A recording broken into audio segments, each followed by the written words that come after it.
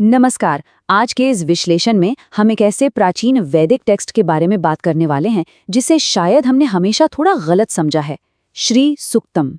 देखिए, सदियों से लोग इसे बस पैसा, दौलत या भौतिक संपत्ति पाने की एक प्रार्थना मानते आए हैं। लेकिन अगर हम सच में इसकी गहराई में जाएं ना, तो पता चलता है कि ये सिर्फ बाहरी अमीरी के बारे में बिल्कुल नहीं है। दरअसल ये एक पूरा का पूरा ब्लूप्रिंट है हमारी इनर पीस यानी आंतरिक शांति और एक बैलेंस्ड लाइफ के लिए। तो आइए इस प्राचीन ज्ञान को एक डेली मेडिटेशन गाइड की तरह समझने की कोशिश करते हैं। ध्यान की शुरुआत ही देखिए कितने कमाल के शब्दों से होती है, हरि ओम हिरण्यवर्णम। जैसे ही हम ये सुनते हैं, एक बेहद शांत और फोकस करने वाला माहौल बन जाता है। इन शब्दों में ना एक सुनहरे और तेजस्वी प्रकाश, एक गोल्डन लाइट की कल्पना करने को कहा गया है। सोचिए, ध्यान की शुरुआत में ही अगर हम एक वार्म, सुनहरे प्रकाश को अपने भीतर महसूस करें तो कैसा लगेगा। हमारी सारी इंद्रियां अपने आप स्थिर होने लगती हैं। सच कहूं तो ध्यान की स्थिति में उतरने का ये सबसे पहला और सबसे पावरफुल कदम है। तो इस पूरे विश्लेषण का जो मेन सेंटर पॉइंट है वो है शब्द श्री। अब प्राचीन समय से ही श्री को भौतिक संपत्ति या दौलत से जोड़ दिया गया है, लेकिन आज के मॉडर्न जमाने में जहां हम सब इतनी भागदौड़ और तनाव में जीते हैं, वहां इस श्री का असली मतलब क्या है? ये असल में आंतरिक संपन्नता, मन की गहरी शांति और उस रेडियंट पॉजिटिव एनर्जी का प्रतीक है। क्योंकि देखिए, सीधी सी बात है, जब तक मन अंदर से शांत और संतुष्ट नहीं होगा, बाहरी अमीरी का कोई फायदा नहीं। असली समृद्धि तो भीतर से आती है। चलिए अब देखते हैं कि इस ध्यान का पहला पड़ाव हमें कहाँ ले जाता है, उस सुनहरे प्रकाश के आह्वान की तरफ। ध्यान करते वक्त सबसे बड़ी प्रॉब्लम क्या होती है? हमारा मन भटकता है। बिल्कुल, कभी कल की चिंता तो कभी बीती बातों का टेंशन। इसे वापस प्रेजेंट मोमेंट में लाने के लिए एक स्पेसिफिक शब्द यहाँ बार बार आता है, हिरण्यम, जिसका मतलब होता है सुनहरा। ये शब्द एक बेहद प्रभावी विजुअलाइजेशन टूल का काम करता है। जब हमारा पूरा ध्यान सिर्फ एक उस सुनहरे प्रकाश पे केंद्रित होता है ना, तो बाहरी दुनिया का शोर अपने आप बैकग्राउंड में फेड होने लगता है और बचती है सिर्फ एक गहरी एकाग्रता। अब आती है एक बहुत ही प्रैक्टिकल बात, हमारी आंतरिक अशांति और जो मेंटल ब्लॉक्स हैं, आखिर उन्हें दूर कैसे किया जाए। क्योंकि देखिए, सिर्फ अच्छा सोच लेने से ही शांति नहीं मिलती। हमारे भीतर जो पहले से ही तनाव या नेगेटिव पैटर्न्स बसे हुए हैं, उन्हें पहचानना और बाहर निकालना भी तो जरूरी है ना।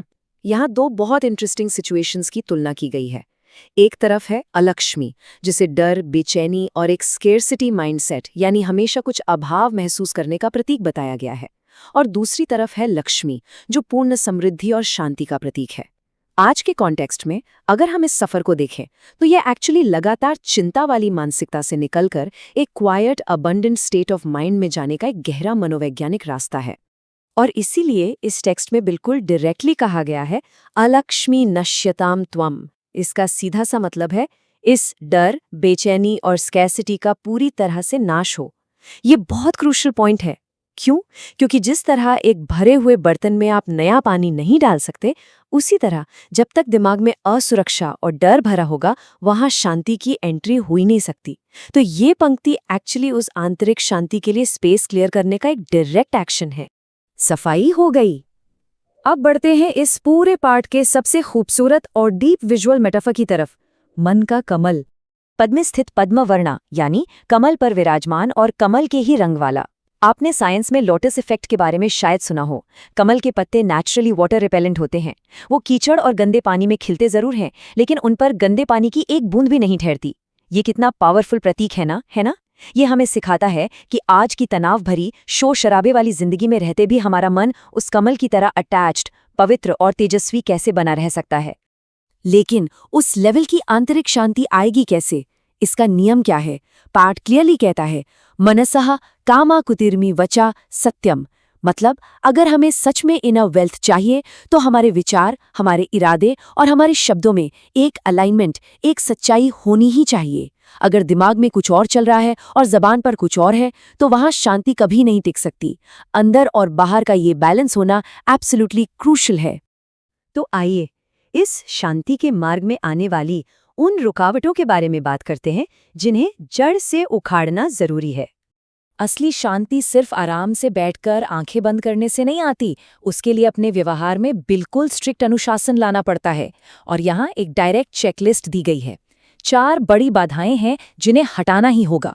पहला, ना क्रोध हो, गुस्से के लिए 0 टॉलरेंस। दूसरा, न चा मत्सर्यम, किसी भी तरह की ईर्ष्या या जलन नहीं।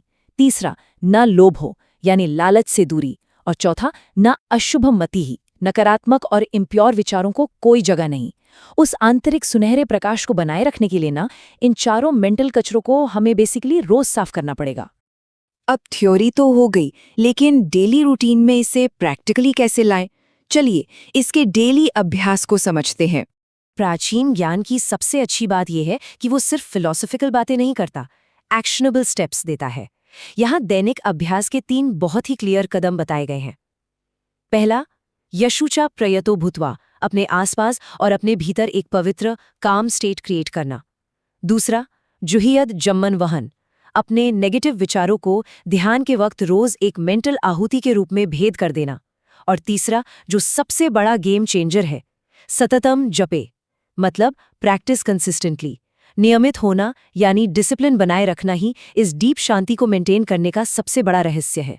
और जब हम इस डेली प्रैक्टिस को अपनी जिंदगी का हिस्सा बना लेते हैं ना, तो उसके मनोवैज्ञानिक फायदे सच में हैरान करने वाले होते हैं। इस टेक्स्ट के एंड में जिन समस्याओं से आज़ादी की बात की गई है, वो आज के मॉडर्न जमाने में बिल्कुल परफेक्टली फिट बैठती हैं। रीना यानी डेट, रोगा, दरिद्र्य, इन सब के साथ एक और बेहद खास चीज का जिक्र है, मनस्तापा, यानी मेंटल एंग्विश, गहरा दुख और बेचैनी। एक शांत, फोकस्ड और अंदर से अमीर मन ही इन सभी आधुनिक मानसिक बीमारियों का सबसे बड़ा इलाज है, ये तो फॉर श्योर है। और इस पूरी यात्रा, इस पूरे ध्यान का समापन होता है उस पंक्ति के साथ जो शायद हमने हजारों बार सुनी होगी, ओम शांति शांति शांति ही। ये इन्वोकेशन अपने आप में एक कंप्लीट मेडिटेशन है। 3 बार शांति का उच्चारण, इसका मतलब है अपने शरीर, अपने मन और अपनी आत्मा, इन तीनों लेवल्स पर पीस एस्टैब्लिश करना। देखिए, एक सुनहरे प्रकाश की कल्पना से शुरू हुई ये यात्रा किस तरह से एक परफेक्ट, अनब्रेकेबल शांति पर आकर अपनी मंजिल तक पहुंचती है।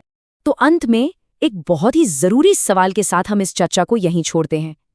सोचिए, आज के इस तेजी से बदलते जमाने में, जहां चारों तरफ इतना शोर, इतना स्ट्रेस और अनसर्टेनिटी है, वहां अगर हम इस प्राचीन सुनहरे प्रकाश और आंतरिक अमीरी की मानसिकता को अपनी डेली आदत बना लें, तो हमारी चुनौतियां किस तरह से बदल सकती हैं।